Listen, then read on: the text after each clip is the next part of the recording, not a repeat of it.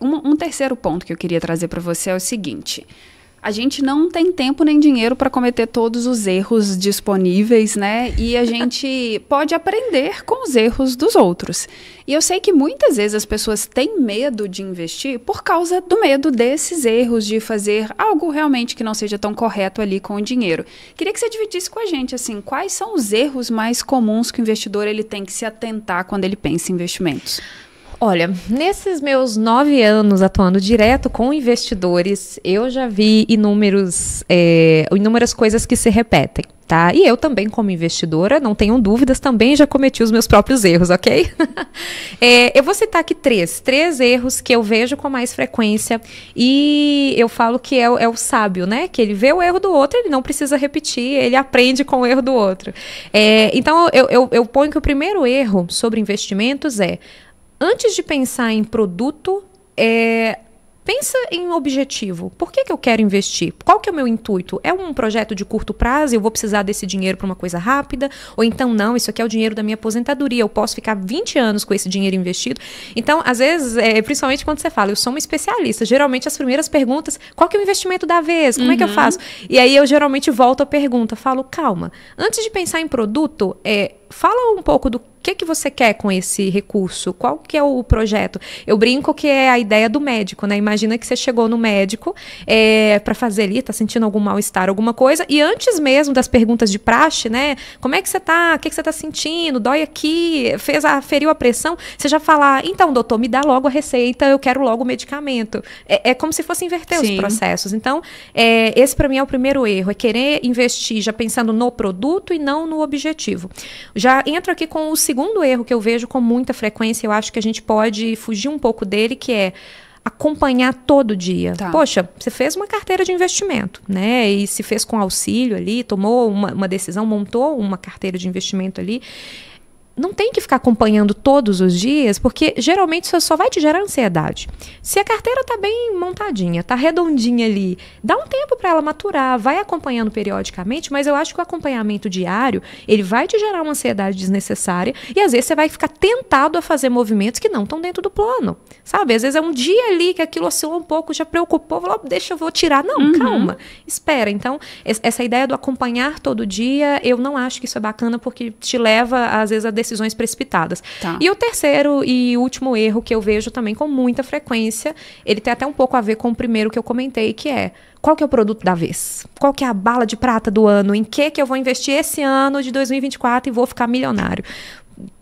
Eu não acho que exista o melhor produto para se investir. Eu acredito em composição. Eu penso que a carteira de investimentos ela precisa ser um prato de comida, bons mineiros que somos. É um prato colorido, então ela vai ter investimentos mais seguros, mais conservadores para os nossos projetos mais curtos. Ela vai ter algumas pimentinhas para aqueles projetos de longo prazo que a gente tem tempo.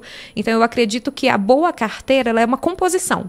Ela não é o produto que vai me deixar milionário. Poxa, eu não acredito que isso exista. Mas isso vende. Infelizmente, a gente tem muito essa ideia, né? Muito essa procura. Mas na minha visão, isso é um super erro que o investidor pode ser tentado a cometer e eu tô aqui para alertar. Não cometa. Não cometa, exato, sim. Desses pontos 1 e 3 que você trouxe pra gente, assim, eu acho bem legal, porque quando a gente olha para os dados, né, em geral, a gente percebe que o sucesso de uma carteira de investimentos ao longo do tempo está menos relacionado ao produto e mais relacionado à própria classe de ativos. E aí cabe um pouco da ideia que você trouxe pra gente também do prato, né, da diversificação como um todo. Então, assim, eu posso ficar ali muito centrado em qual produto de inflação específico eu vou colocar na minha carteira, se vai ser um tesouro IPCA, se vai ser um fundo, sei lá, de debêntures incentivadas atrelado ao IPCA, qualquer instrumento que preencha isso, mas na verdade o que é mais importante é que a classe de inflação esteja dimensionada corretamente, né? Perfeito. Então, eu vejo muito isso, as pessoas ignorando a ideia de um funil, no sentido de que lá no último ponto é o produto, Sim. Mas o produto é só a ferramenta, né? Ele é o final ali da história. Antes disso tem muita coisa pra gente entender do investidor, né? Com toda certeza. E é legal você trazer isso, porque, igual você comentou, a classe, né? A classe de inflação numa carteira de investimentos. A gente tem inúmeras formas de trabalhar com a inflação na carteira de investimentos. Então, quando eu vou fazer uma assessoria com o investidor, geralmente eu gasto muito mais tempo explicando isso. Olha, a sua carteira ela precisa ter uma composição que vai ter uma parte em juro, uma parte ali como uma taxa pré-fixada, porque a gente aproveita. Agora, por exemplo, a gente ainda tem boas taxas altas, né? Porque o juro está em queda, mas ainda tem umas taxas altas. Então, a gente pega um pouco do pré-fixado, vai ter a classe inflação, vão ter classes diferentes. Depois que a gente definiu os percentuais em cada classe, aí é que a conversa vai para o produto. E eu falo que essa conversa do produto, às vezes ela é muito mais rápida do que toda a conversa que a gente teve antes. É a mesma coisa do médico, né? Às vezes você fica ali 40 minutos numa consulta, pergunta histórico, genética e família, e lá no finalzinho ele rabisca a receita e fala, olha, é isso aqui. Às vezes a receita, o final ali, o produto, ele é muito mais um processo que vai acontecendo naturalmente conforme todo um diagnóstico já foi feito antes. E dá para trabalhar de várias formas, igual a gente falou da inflação.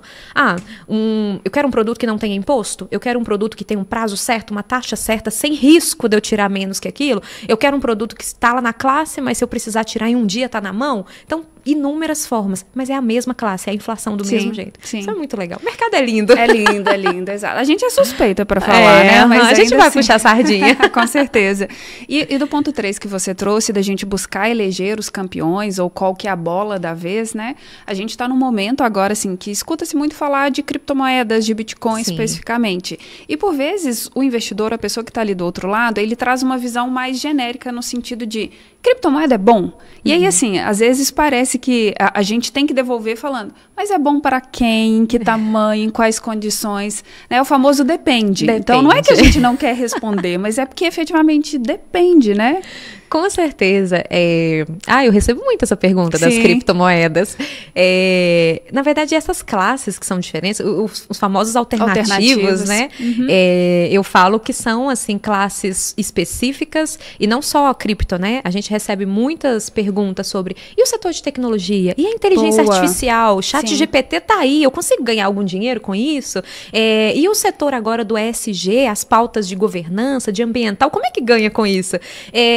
São classes importantes, são produtos diferentes, mas exatamente pelas especificidades que cada um vai ter, geralmente na carteira, ele vai ser uma pontinha pequena. Um percentual menor. Exatamente, não vai ser. Claro que tem perfis de investidor que eles gostam, mas eu diria que eles são a exceção à regra. A regra vai ser, quero ter uma pontinha ali, que seja uma pimentinha. E pensa aí, voltamos no nosso bom prato de comida. A pimentinha, ela é para dar o gostinho ali. Ela em excesso, estraga tudo, você não vai conseguir comer. Então, um produto alternativo que tem um bom potencial de ganho, mas ele em excesso numa carteira, ele pode te tirar do jogo.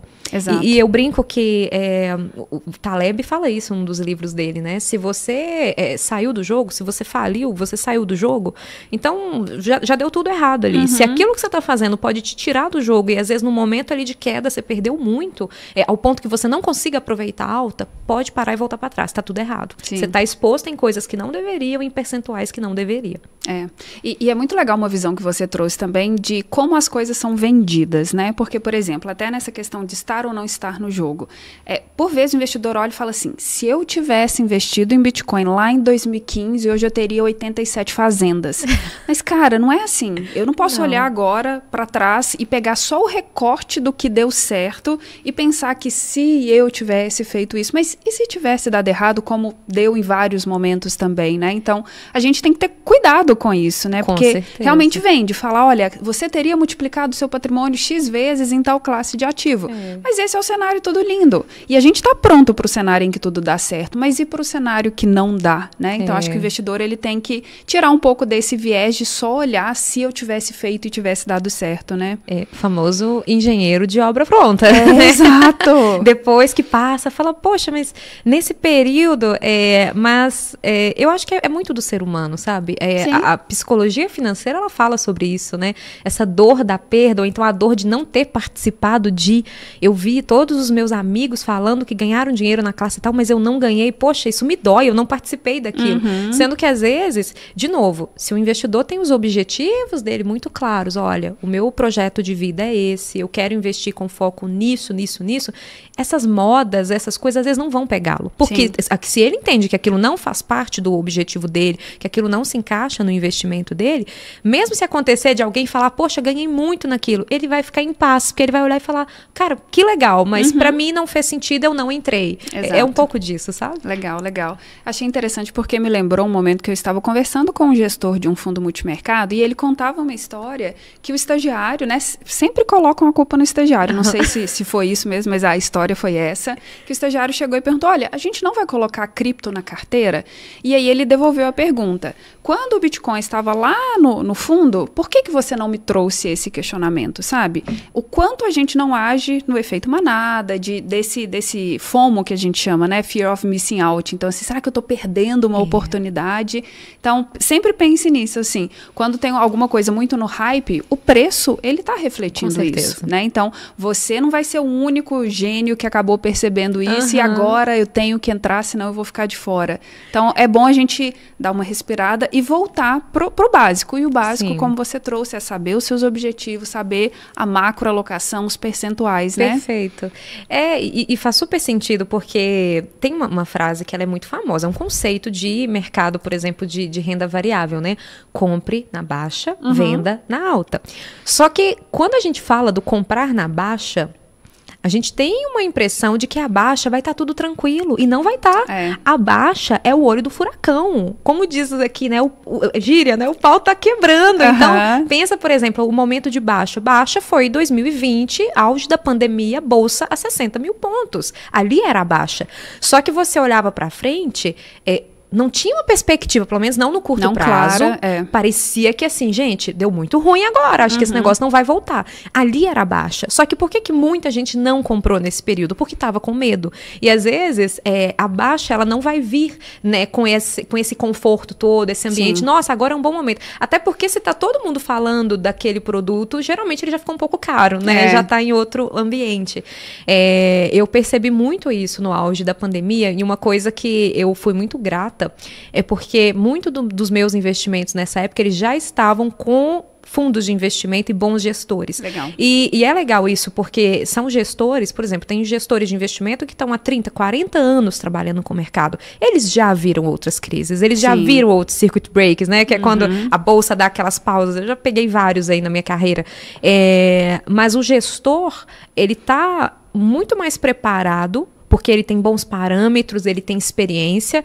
Poxa, 10 anos ali de experiência numa área é uma coisa, mas 50 anos fazendo aquilo, você já viu muita coisa, você tá mais calejado. Então, você consegue, às vezes, ter uma atitude muito mais centrada, ou às vezes ali, calma, isso vai passar, a gente já viu isso antes, a gente já viu esse filme, você vai ficando mais preparado. Então, um ponto também que eu gosto muito do delegar a gestão, é um tipo de ativo que eu vou gostar sempre, assim, eu tenho uma paixão pelos fundos de investimento e delegar por isso, porque eu percebo que o gestor, ele vai estar melhor preparado para tomar algumas decisões em momentos adversos do que nós, investidores, pessoas físicas, estaríamos, né? Vamos dizer assim.